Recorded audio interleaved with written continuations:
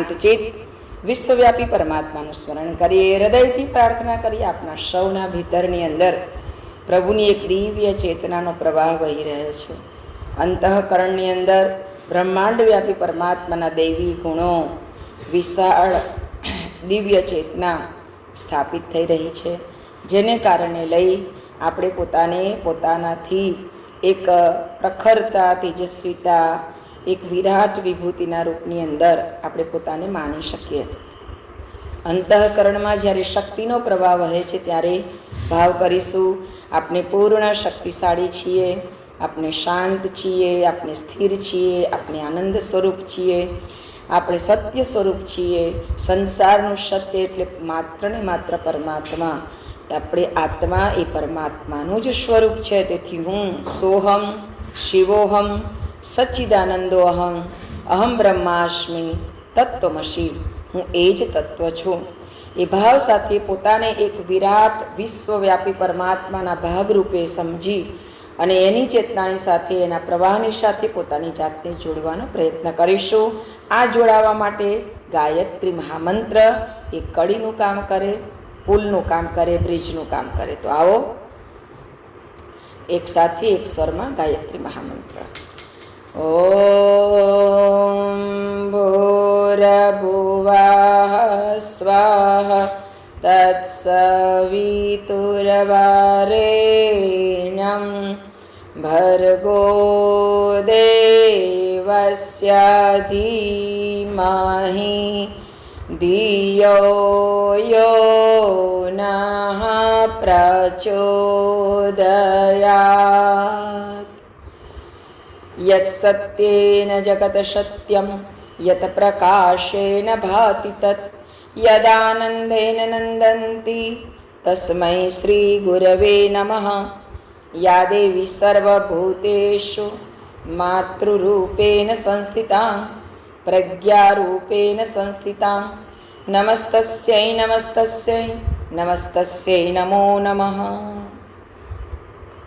પરમ પૂજ્ય ગુરુદેવ પરમનીય માતાજી, આદ્યશક્તિ, વેદ માતા, દેવ માતા, વિશ્વ માતા મા ગાયત્રીના પાવન શરણારવિંદમાં અનંત કોટી દંડવત પ્રણામ સાથે ઉપસ્થિત તમામ શ્રદ્ધાળુ વાલા પરિજન ભાઈ બહેનો, આપ સૌના અંતઃકરણમાં બિરાજિત પરમ ચૈતન્ય સ્વરૂપ પરમાત્માને મારા કોટી કોટી પ્રણામ.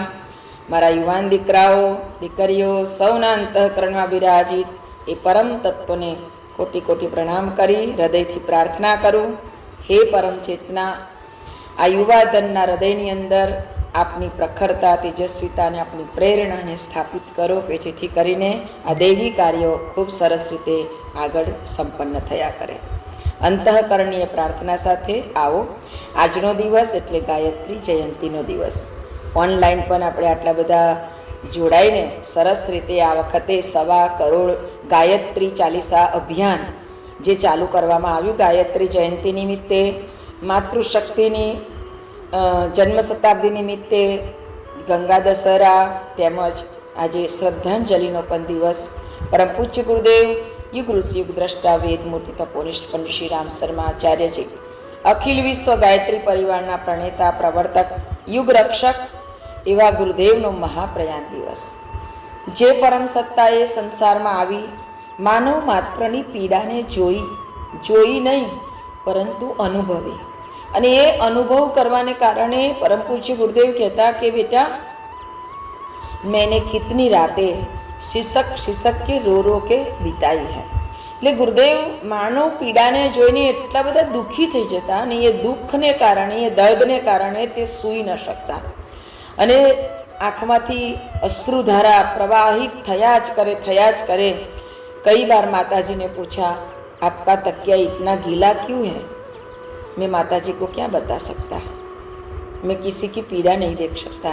આ ગુરુજીનું દર્દ હતું. ગુરુજીને આજે શ્રદ્ધાંજલિ આપતી વખતે આપણે એટલી હૃદયથી પ્રાર્થના કરીશું દીપ યજ્ઞ સાથે કે હે ગુરુદેવ, અમને જીવવા માટે જે જોઈએ ને એના કરતાં તમે ઘણું બધું આપ્યું, હવે આપો ને.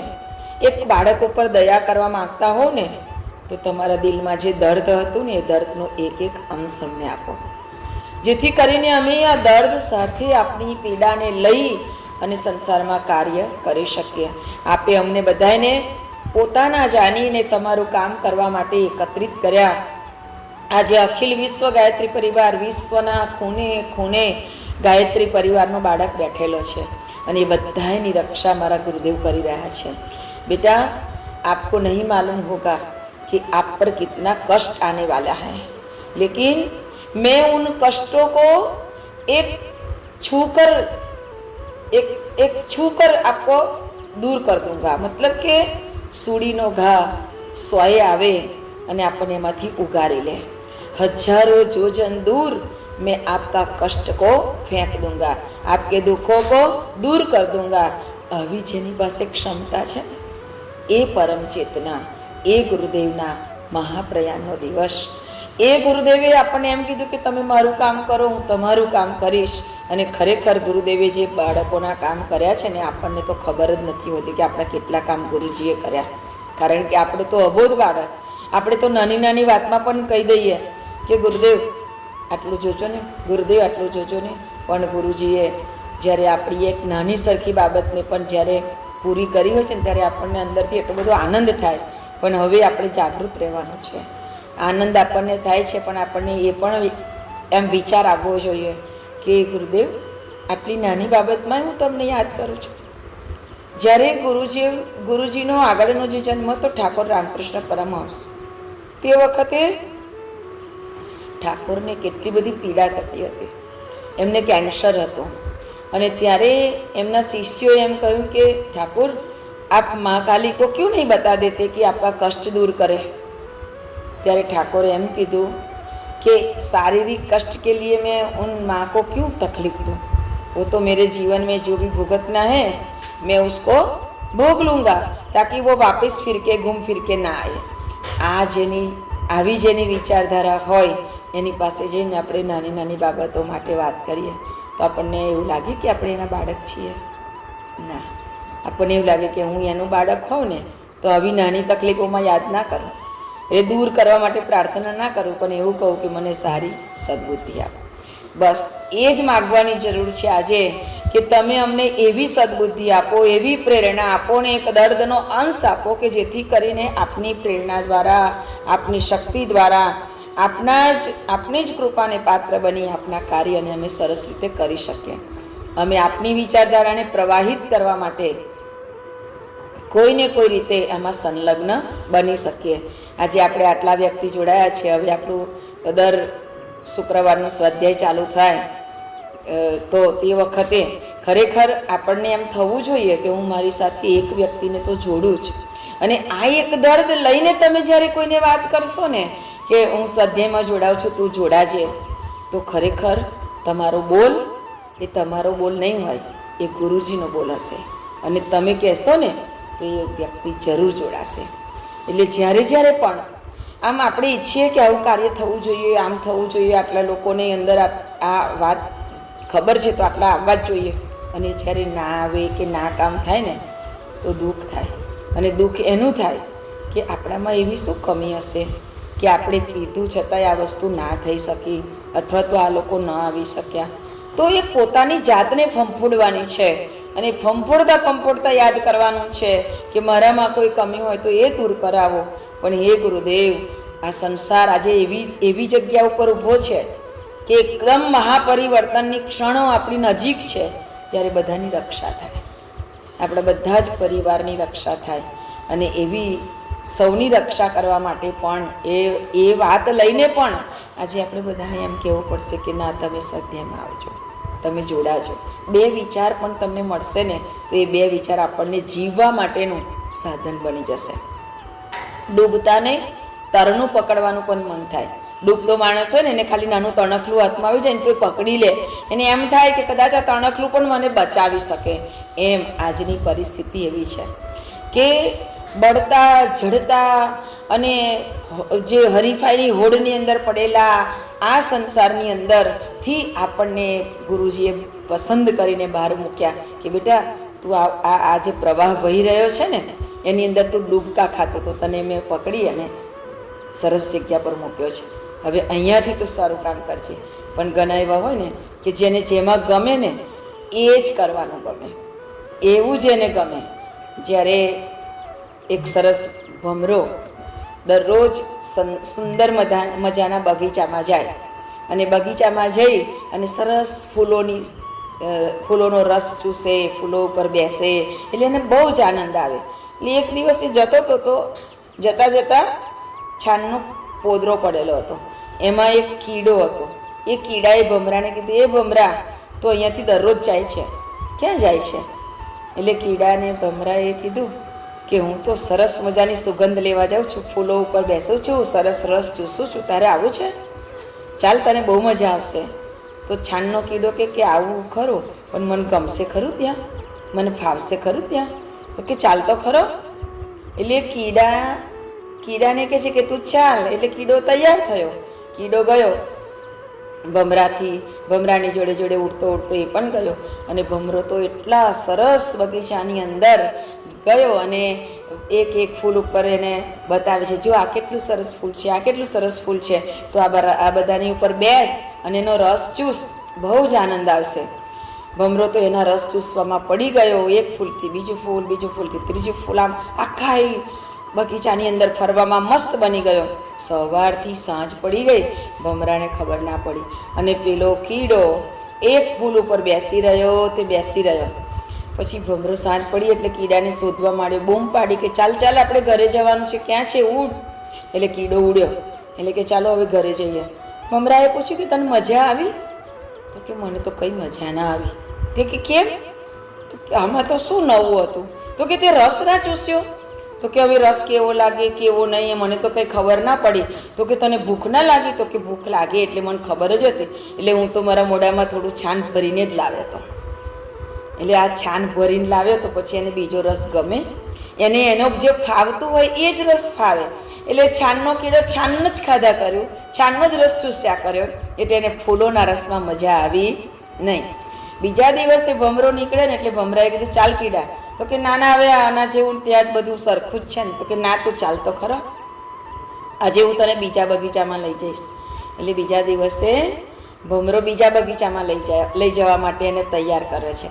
જતાં ભમરાએ વિચાર કર્યો કે મોઢામાં છાન ભરી ના આવે પછી એને કઈથી રસની ખબર પડે, આજે મારે કંઈ બીજો આઈડિયા કરવો પડશે.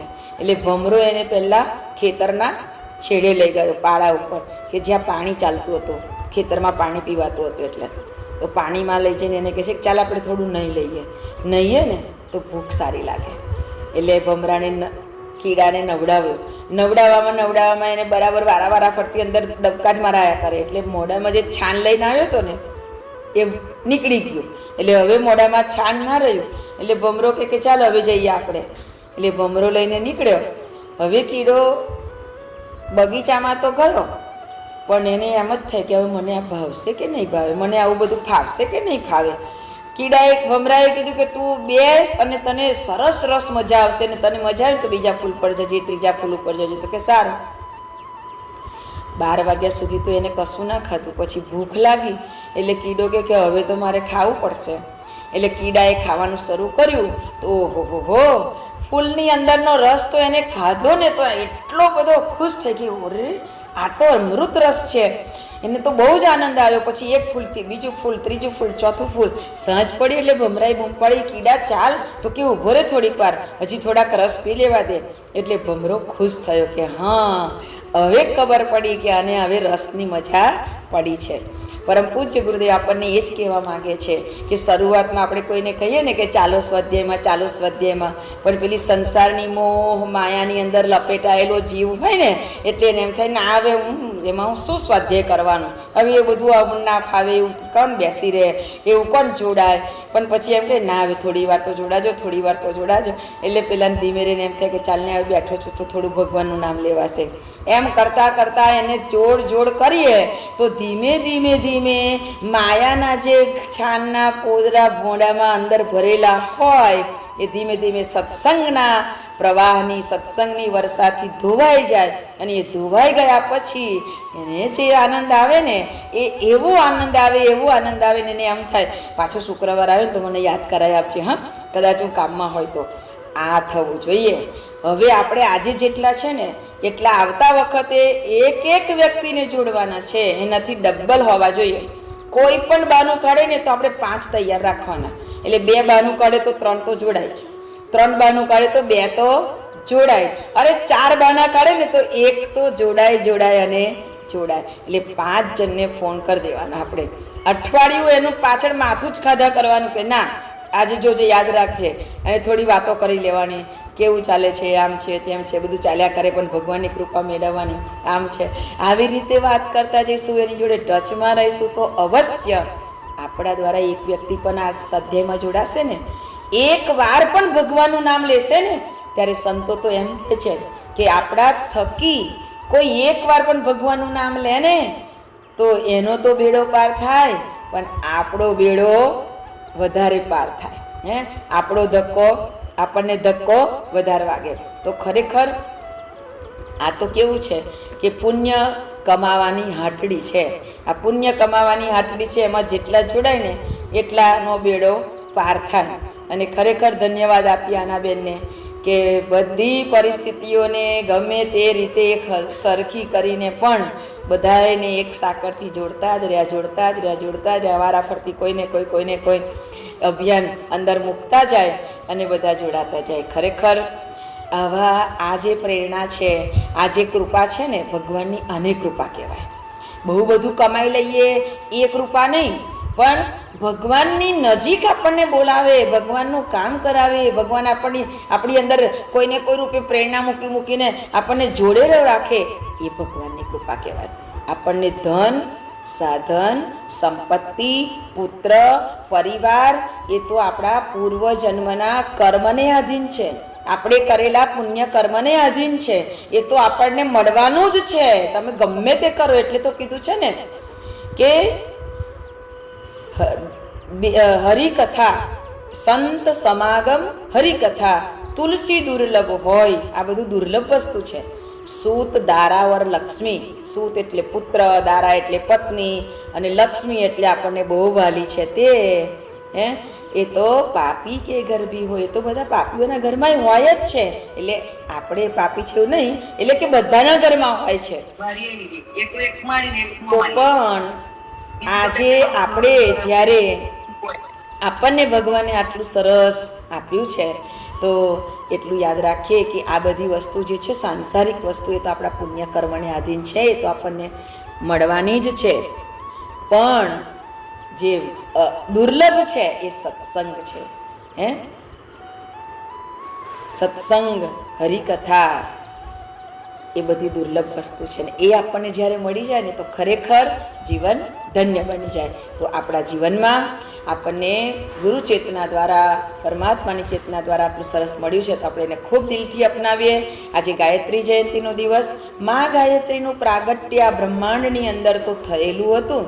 વિશ્વામિત્ર ઋષિની તપશ્ચર્યાથી આપણને ગાયત્રી મંત્ર ધરાધામ ઉપર પ્રાપ્ત થયો, પણ માનવ માત્ર સુધી, ઘર સુધી, ઘટ સુધી મા ગાયત્રીને જો પહોંચાડવાનું કામ કર્યું હોય તો જેવી રીતે ભગીરથ ઋષિના તપને લઈ મા ગંગા સ્વર્ગમાંથી ધરા ઉપર આવ્યા, એવી જ રીતે અંતર બ્રહ્માંડમાંથી ગાયત્રીની પવિત્ર ધારા માનવ હૃદય સુધી પહોંચાડવાનું કામ ભગીરથ સમાન પરમ પૂજ્ય ગુરુદેવ દ્વારા આપણને પ્રાપ્ત થયું.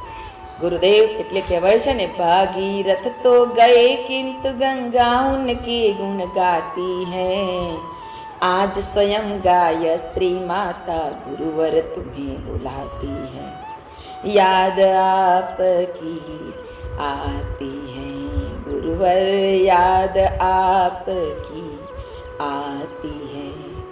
यह सच है गंगा ने आकर लाखों का उपकार किया, द्रवित हुए जब भागीरथ ने तप करना स्वीकार किया.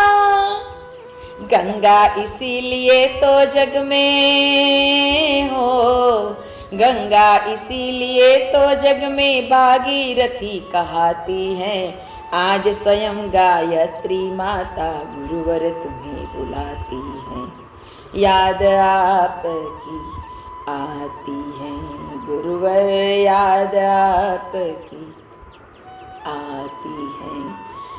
माँ के जन्म दिवस पर उनके जाने का दिन आया था, निश्चित ही माता ने आकर हंसकर गले लगाया था. पुत्रों को तो याद पिता की हो, पुत्रों को तो याद पिता की बारंबार सताती है, आज स्वयं गायत्री माता गुरुवर तुम्हें बुलाती है, याद आपकी आती है गुरुवर, याद आपकी आती है। આજે આ ગાયત્રી મંત્ર બ્રહ્માંડના અધમમાં અધમ પાપી જીવને તારી દે એવો મંત્ર જો આપણને મળ્યો હોય ને તો ગુરુજીના એ ઉપકારોને કદી ના ભૂલી શકાય. ગુરુજીએ ગહન તપસ્યા કરી અને ગાયત્રી મંત્રને સિદ્ધ કર્યો અને સિદ્ધ કર્યા પછી ગુરુજીએ એ ગાયત્રી મંત્ર આપણા બધા સુધી પહોંચાડ્યો. એવા મહાન તપસ્વી યુગદ્રષ્ટાના શ્રદ્ધાંજલિના ભાગરૂપે મા ગાયત્રીના અવતરણના પ્રાગટ્યના રૂપે, ગંગા માતાના અવતરણના પ્રાગટ્યના રૂપે આપણા સૌના હૃદયમાં નિર્મળતા, જ્ઞાનધારા અને ગુરુજીની પ્રેમધારા વહેતી રહે એવી મંગલ પ્રાર્થના સાથે આવો દીપ યજ્ઞના માધ્યમથી ગુરુજી માતાજીને શ્રદ્ધાંજલિ અર્પણ કરીશું.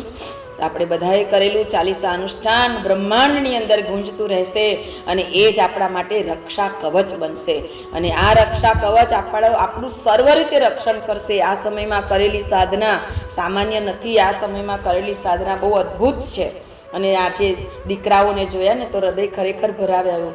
આજે અમેરિકામાં રહીને પણ, કેનેડામાં રહીને પણ જે યુવા દીકરાઓ દીકરીઓ જોડાઈ રહી છે, ખરેખર ગુરુચેતના એમનું સંરક્ષણ કરે અને ખૂબ સરસ કાર્યમાં આગળ વધારે એ મંગલ પ્રાર્થના સાથે આવો દીપ યજ્ઞ કરીશું આપણે.